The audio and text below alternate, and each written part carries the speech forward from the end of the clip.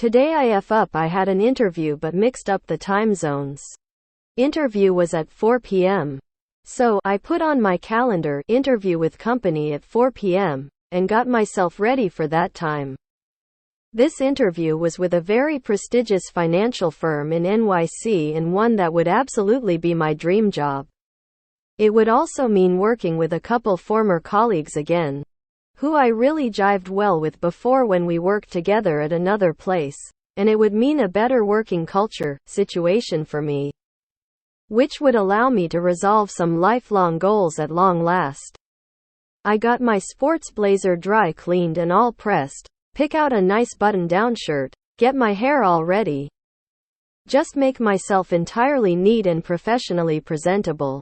I've got all my typical questions for asking in a third-round interview. And I've also set up my list of typical questions asked in this kind of interview with cheat sheet answers I've written to help in case I space out or get nervous. I'm about as ready as I'll ever be. I think to myself, while I'm going through my lists of questions, asking them to myself and verbally providing the answers back. I test my webcam and my microphone to make sure they sound and look their most optimal. 3:11 p.m. rolls around and I get a call from the HR hiring manager. Are you going to make it? They're waiting for you. I look at the clock, thought it was at 4 p.m. I think to myself. But then a brick in the form of a realization hits my brain. It was 4 p.m. Not CST where I live. So 3 p.m. Central Standard Time. My heart sinks instantly. I quickly sit down, fire up Teams, and get on the call. The interview itself goes really well, but I'm still very mad at myself for making such a dumb mistake. Today I F up by accidentally breaking my wrist whilst trying to pretend to injured myself. So I am a 25-am, and a complete and utter stupid twat and have learned a valuable lesson of karma.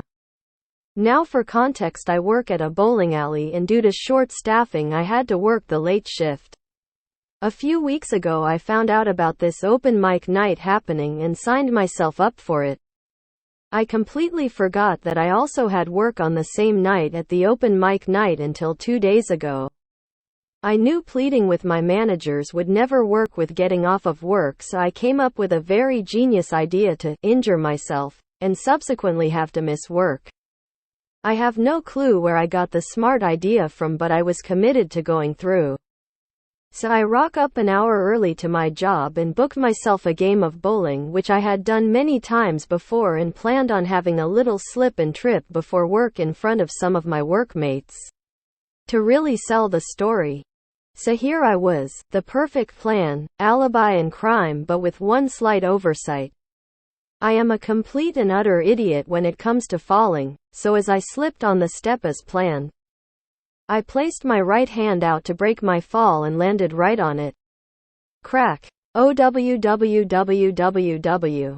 The pain fucking traveled straight up my arm and I curled into the fetal position, grabbing my wrist in agony.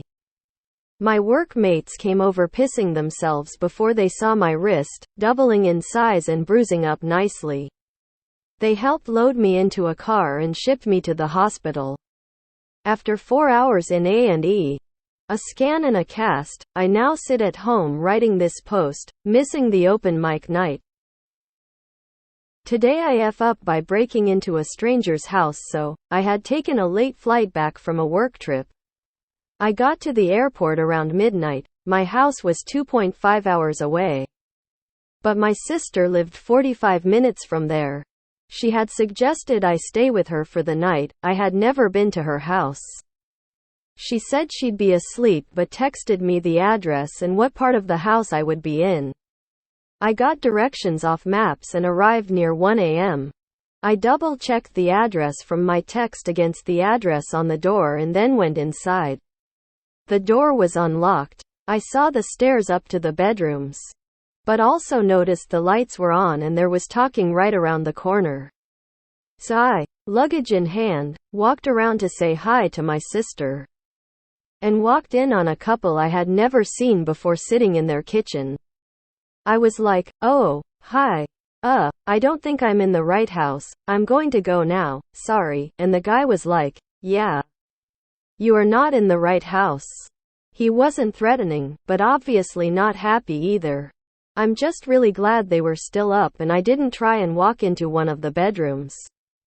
And also that they were not carrying at that time. I went outside and called my sister, waking her up. And she immediately realized I was at the house next to hers and that she'd given me the wrong address, house number off by 2. She apologized to them the next day. I ribbed her about it a bunch. But at the same time I'm kinda lucky to be alive. TIF up by getting caught up in road rage driving to work this morning. There's a 3-way stop sign leaving my neighborhood. I pull up and let the cars from both sides go, so it's my turn.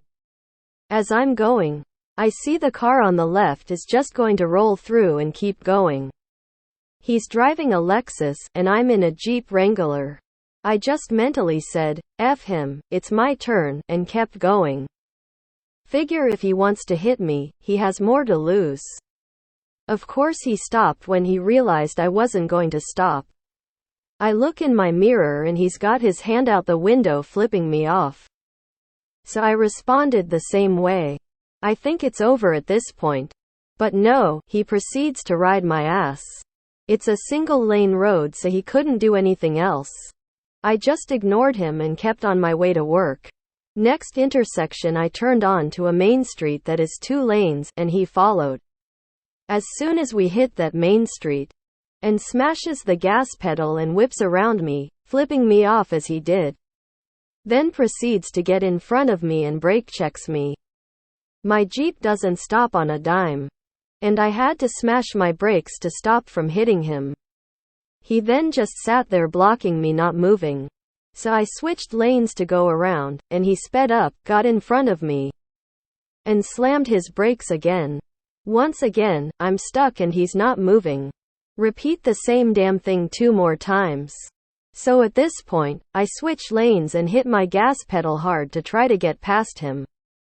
Of course my Wrangler is no match to his Lexus and he sped up to block me again.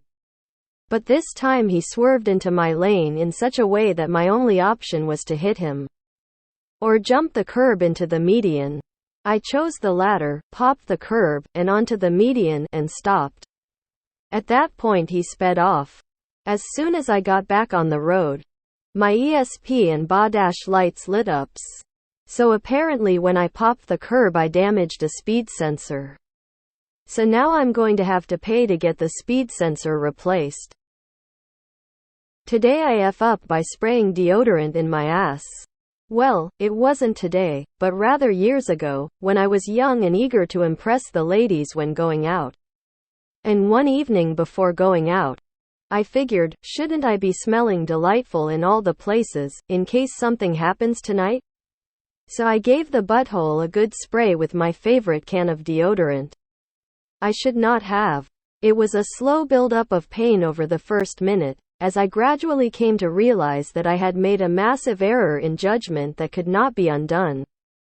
The pain of deodorant on the delicate skin of the butt crack is one of the sharpest and most acute pains I have ever experienced that seemed to attack nerves up my torso that I didn't even know existed, and it persisted in full force for some 10 to 15 minutes. My brother found me several minutes later, lying curled in agony on the bathroom floor. Curled, mind you, the other way than one normally does. As my hands were pressing fiercely against my butt cheeks as hard as I could in some desperate attempt to. I don't even know what. I didn't have the nerve to tell him what happened.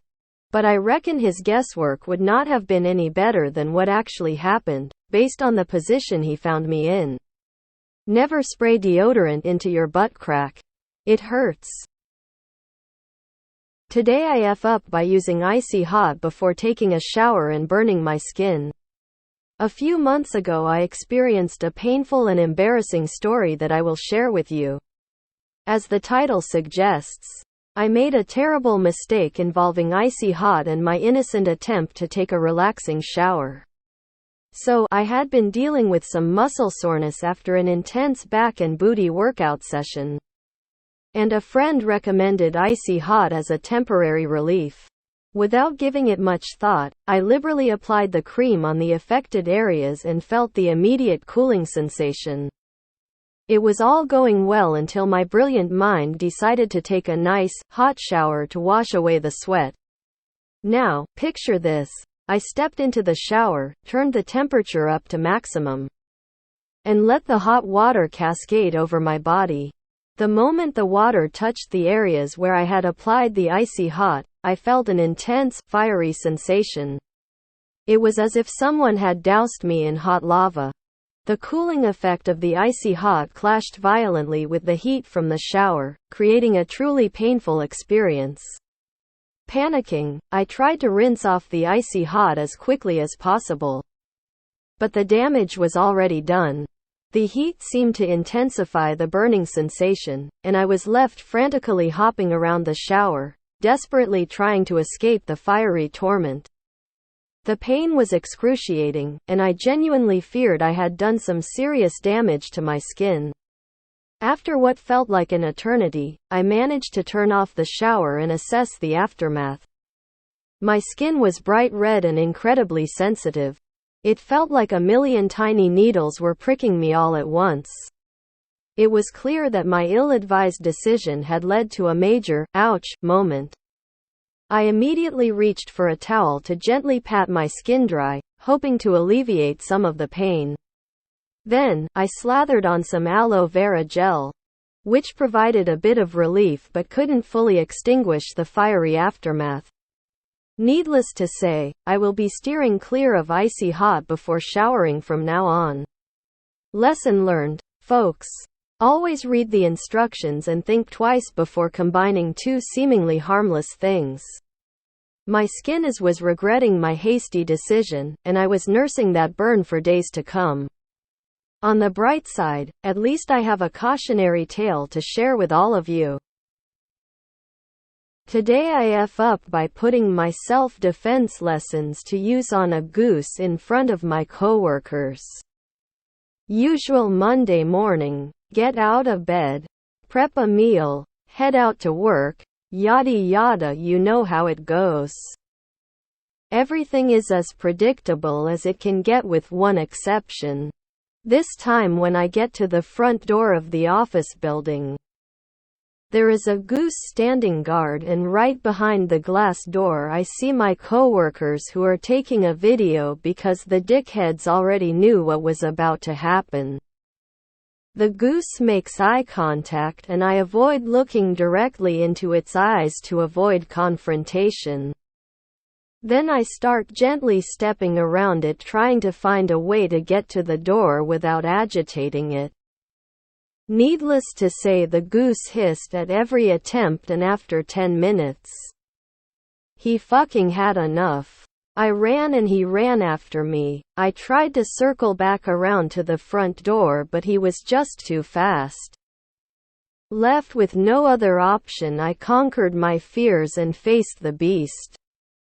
The goose flew at Mach 2 towards my face. My reflexes kicked in and I roundhouse kicked the poor bastard so hard it walked away limping somehow. My coworkers are now intimidated or something because I usually have 3 to 5 people visit my cubicle daily, but no one has done so since the incident.